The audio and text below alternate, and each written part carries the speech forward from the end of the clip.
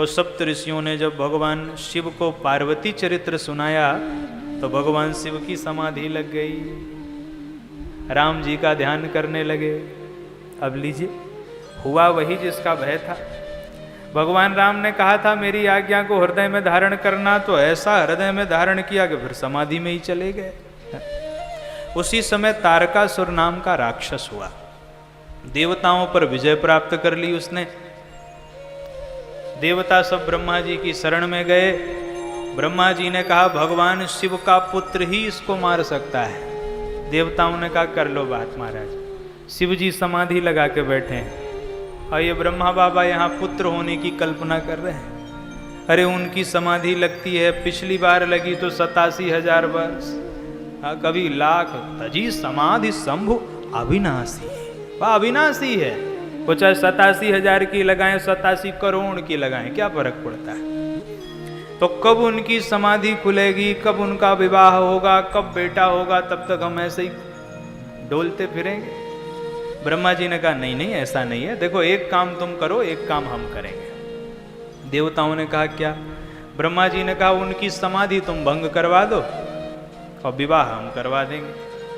देवता सब कहते हैं वाह महाराज, जो हल्का वाला था वो तो अपने हिस्से ले लिया, क्योंकि उनको विवाह का स्मरण ही तो कराना है, आज्ञा तो भगवान ने दे दी है, और जो भारी वाला था वो हम देवताओं पे छोड़ दिया।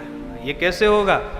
बोले देखो ऐसी कोई बात नहीं है, सीधी सी बात है भाई, हम पे काम बहुत है, ब्रह्मा है हम, और हमारे साथ कुछ अनहोनी हो गई तो हम दुनिया की होनी अनहोनी लिखते हैं, हमारे साथ कुछ अनहोनी हो जाए तो फिर जगत कैसे चलेगा। हम तो रिस्क लेने वाले नहीं हैं, समाधि तोड़वानी है तो कामदेव को बुलाओ। तो देवता इतने चालाक है ना, कामदेव की स्तुति करने लगे। और वहां लिखा है अस्तुति कीन सुरन अति हेतु प्रगटे विषमबान झस केतु। प्रकट हो गए कामदेव। हाँ महाराज, आज हमारी स्तुति की जा रही है। देवताओं ने कहा वो कामदेव जी आज आपको एक काम करना है। कामदेव ने कहा क्या? बोले आपको भगवान शंकर की समाधि भंग करनी है। कामदेव ने कहा सीधे सीधे क्यों नहीं कहते कि प्राणों से हाथ धोना है? वे उल्टी सीधी बात क्यों बता रहे? सीधे सीधे बताओ। शिव विरोध ध्रुव मरण हमारा, मुझे तो पता है, लेकिन तदपि करब मैं काज तुम्हारा, तदपि करब मैं काज तुम्हारा। श्रुति कह परम धर्म उपकारा, श्रुति कह परम धर्म उपकारा। तदपि करब मैं काज तुम्हारा, तदपि करब मैं काज तुम्हारा। तदपि करब मैं काज तुम्हारा।